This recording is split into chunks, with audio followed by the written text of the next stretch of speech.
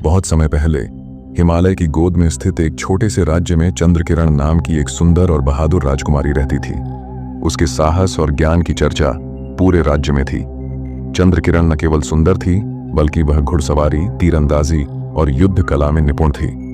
उसके पिता राजा विक्रम अपनी पुत्री पर गर्व करते थे और उसे अपना सबसे बड़ा खजाना मानते थे। राज्य के पश्चिम में एक प्राचीन जंगल था, जिसे लोग भयावह वन के नाम से जानते थे। इस जंगल की कहानियां भयावह और रहस्यमयी थीं। कहा जाता था कि जंगल में एक प्रेत का वास है, जो किसी को जीवित नहीं छोड़ता। लोग उस जंगल के पास जाने से भी डरते थे। एक दिन चंद्रकिरण ने अपने पिता से पूछा, पिताजी, यह प्रेत की कहानी क्या है? क्या यह सच है या केवल एक मिथक? राजा विक्रम ने गंभीरता से उत्तर दिया, चंद्रकिरण, वह जंगल शापित है। कई योद्धाओं ने वहां जाने की कोशिश की, लेकिन कोई लौट कर नहीं आया। यह प्रेत हमारी पीढ़ियों से इस राज्य के लिए एक अभिशाप बना हुआ है। चंद्रकिरण ने ठान लिया कि वह इस रहस्य को सुलझाएगी। उसने सोचा, अगर यह प्रेत सचमुच है तो इसे समाप्त करना मेरा कर्तव्य है। अगर यह केवल एक अफवाह है तो मुझे इसे सबके सामने उजागर करना होगा। चंद्रकिरण ने अपने सबसे वफादार घोड़े पर सवार होकर जंगल की ओर प्रस्थान किया। उसके साथ केवल उसकी तलवार और धनुष थे।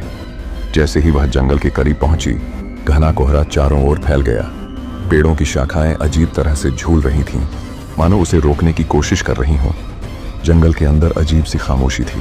अचानक उसे एक गहरी आवाज सुनाई दी, तुम्हारी हिम्मत कैसे हुई मेरे क्षेत्र में प्रवेश करने की? चंद्रकिरण ने अपनी तलवार निकालते हुए कहा, मैं यहाँ सच जानने और इस राज्य को तुम्हारे आतंक से मुक्त करने आई हूँ। अगर तुम सचमुच कोई प्रेत हो तो सामने आओ। प्रेत का प्रकट होना कुछ ही पलों में एक धुंधली आकृति उसके सामने प्रकट हुई। यह एक लंबे, भयानक चेहरे वाला प्रेत था।